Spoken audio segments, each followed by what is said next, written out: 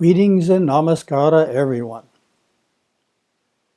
This Himalayan Academy Publications presentation is by Satguru Bodhinatha Veylanswami and is based upon the Publisher's Desk article in the October-November-December 2015 edition of our magazine Hinduism Today, and is entitled The Journey to Liberation.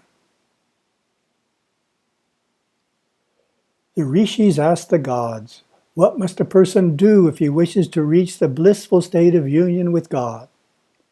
Is there a state that not only confers upon us supreme unbroken bliss, but also puts an end to pain, sorrow, and suffering? Does this process of reincarnation go on forever? The gods explained, no, each time the soul takes on a new body, it gets closer and closer to becoming perfect. To gain a better birth each time, one must live according to the natural laws that Hinduism proclaims, and live out the karma in this life positively and fully, while at the same time refraining from creating painful new karmas.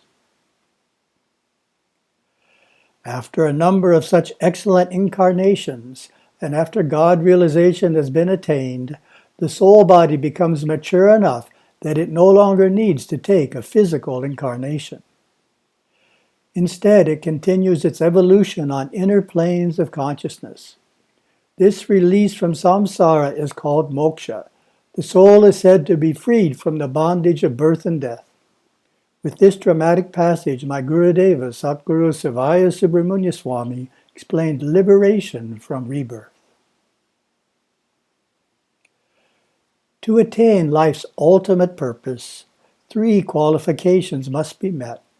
Earthly karma must be resolved, dharma must have been well performed, and God must be realized. The Upanishads assure us, if here one is able to realize Him before the death of the body, he will be liberated from the bondage of the world. I have found a surefire way to put an audience to sleep within 5 minutes. It is to talk at length about moksha. Why is this? It is because moksha seems so far off, something to be concerned about in a future life, something that is for monks to think about. This is because everyone feels that the challenges they are facing in day-to-day living are a sufficient focus, and thus there is no need to also think about moksha. After all, there are 3 other, more immediate goals: dharma, wealth, and love. Few seem to incorporate moksha into their philosophical framework. Most have only the vaguest concept of what existence after liberation would be like. Besides, why think about something that seems so far off? Something to be concerned about in a future life. Knowing that release comes only when the soul is ripe for realization, having matured through many lives, the average devotee concludes that moksha is as remote as Jupiter, strictly the concern of yogis and sadhus. The challenge is to make life's ultimate spiritual attainment relevant to day-to-day family life. In public presentations, I refer to moksha as the X marks the spot destination, and then describe the journey that leads to it. While the destination may be distant, the journey toward it is already happening, whether we recognize it or not. I ask listeners to visualize a mountain with a winding path leading to the summit, which is blissful experience of God realization and moksha. In each life, we are born near the same point on the path we reached at the end of our last life. Ideally, in each lifetime, we move farther up the mountain toward the mountaintop. We don't stand still or go backwards. Standing still results from living a materialistic, self-centered life. Going backwards is the price we pay for adharmic deeds, such as serious violence and dishonesty. This singular long-term goal defines the direction of dharma in the well-lived life and provides a North Star for all navigating the rough seas of earthly existence. Most souls have much to do and achieve before striving for it directly, though all hope to attain it ultimately. It is achieved only after a certain level of perfection has been attained, maturity of the soul sufficient to harness the forces of instinct, intellect, and emotion. Happily, Hinduism affirms that every person on earth will eventually reach the unity state of moksha and be free from rebirth. To describe how we can move toward moksha, I use the analogy of dance. I ask listeners, what is most needed for a youth to become good at Hindu classical dance? Invariably, most respond with the answer I have in mind: practice. Reading books about dance won't make you a good dancer, nor will attending classes without practicing what you have learned. Regular practice is needed to keep the body limber and to master the art. Making strides on the spiritual journey to liberation is the same. To grow and evolve into our divine potential requires regular practice, ideally, daily practice. The spiritual advancement we make is directly related to the time and effort we devote to religious practices. Sage Patanjali stresses this in his Yoga Sutras. Chapter 1, verse 21-22. For those who have strong dedication, samadhi is near.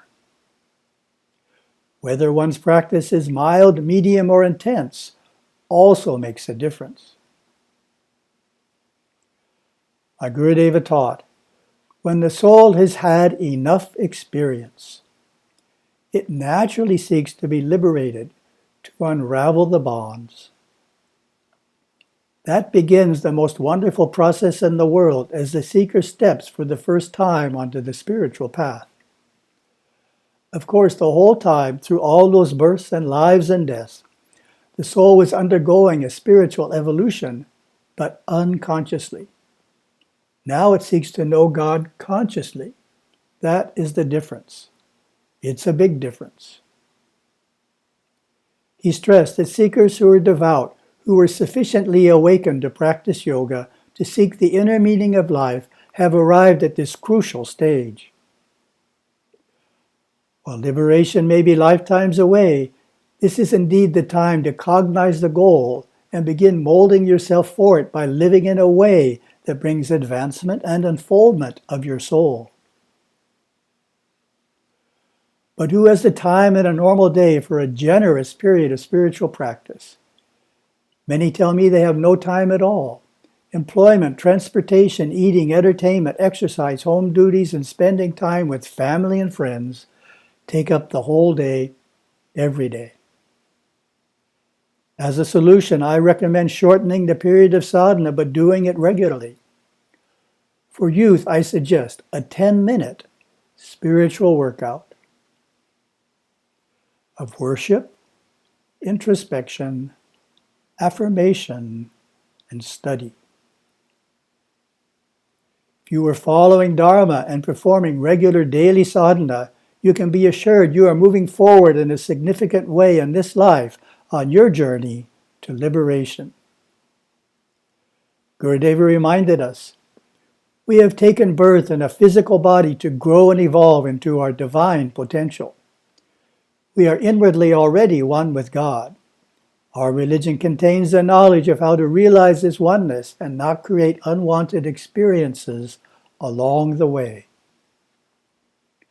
The peerless path is following the way of our spiritual forefathers, discovering the mystical meaning of the scriptures.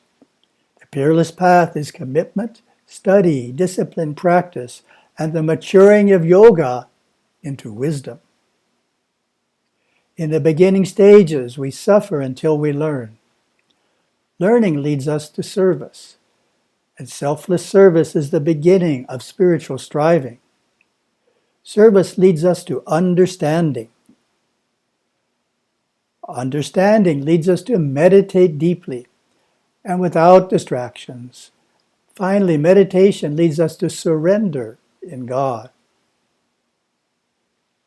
This is the straight and certain path, the Sanmarga, leading to self-realization, the inmost purpose of life, and subsequently to moksha, freedom from rebirth.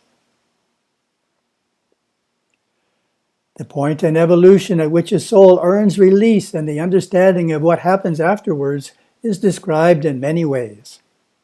We can get a sense of the range of perspectives from the ancient Brahma Sutra, which cites a number of then current views. That upon liberation of the soul, attains non-difference from Brahman. That it gains the attributes of Brahman. That it exists only as pure consciousness. That even though it is pure consciousness from the relative standpoint, it can still gain the attributes of Brahman. That through pure will alone it can gain whatever it wishes.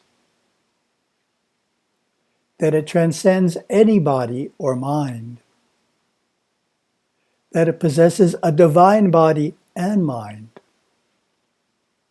And that it attains all powers except creatorship, which belongs to Ishvara alone. While these views vary, they all describe a state of being and evolution that far transcends normal mortal consciousness. Isn't that something worth thinking about, something worth striving for? It is the state of great souls such as our Paramaguru Siva Yogaswami, who lives vibrantly in the Shiva Loka, showering blessings to devotees on earth. It is the highest of human achievements, the pinnacle and very purpose of all other experiences in life. The revolutionary transcendence of limited identity in favor of unity of consciousness and all-pervasive love. All the worlds rejoice when an old soul is freed from samsara, the cycle of birth, death, and rebirth. Om Shanti, Shanti, Shanti.